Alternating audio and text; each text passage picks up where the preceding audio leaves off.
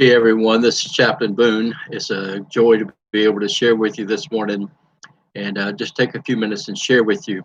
This weekend we had something interesting happen here at the church. Saturday, uh, we had a community outreach and we took things we call from our Dorcas room: clothes, heaters, blankets, beds, you name it, a little bit of everything. And twice a year we take stuff out of that room and we give it away. So we set up what is called a free yard sale, and we also do hot dogs and snow cones as we did Saturday. So while we were setting up Saturday for all of this, and um, someone came in while we were actually doing the setting up and began to take some stuff from the yard sale side of it, and everything is free. I was kind of working on the other side, getting the food table ready. And a little bit later, when we went to put up the tent over the food table, we realized the tent was gone. Um, Someone that had come to the yard sale, probably this first person, had taken quite a few items and apparently had taken this tent as well, which was on the whole other side. And so it really bothered me. I had to go to the store, buy another tent, and then come back. Someone mentioned yesterday at church that they knew where that it might be. They thought that it was a local thrift store guy that had picked it up. And so this morning on the way to church, I ran by, and sure enough, this tent, as long with the bed and a walker and a few other items that he had gotten from the yard sale, the free yard sale for the community people, was sitting outside their store.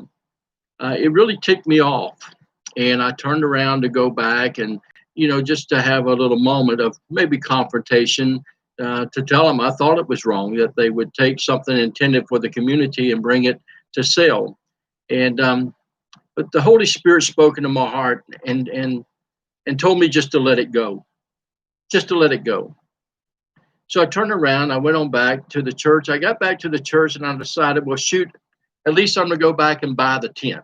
And so I went back and bought the tent that was taken that Saturday for $20.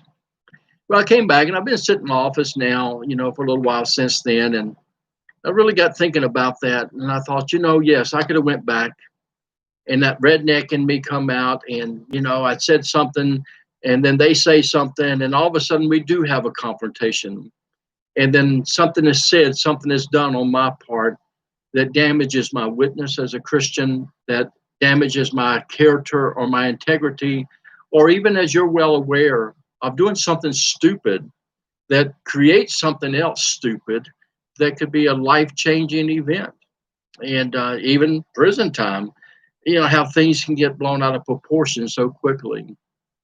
I was sitting here thinking, for $20, it's what it cost me to buy back something that we had already paid for, $20. But what I could have possibly lost if I had not listened to the Holy Spirit.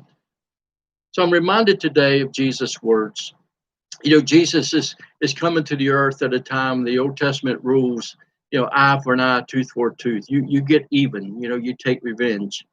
And Jesus says, no, no, no, no more of that. We're going to love neighbors. We're going to turn the other cheek. We're going to go the extra mile.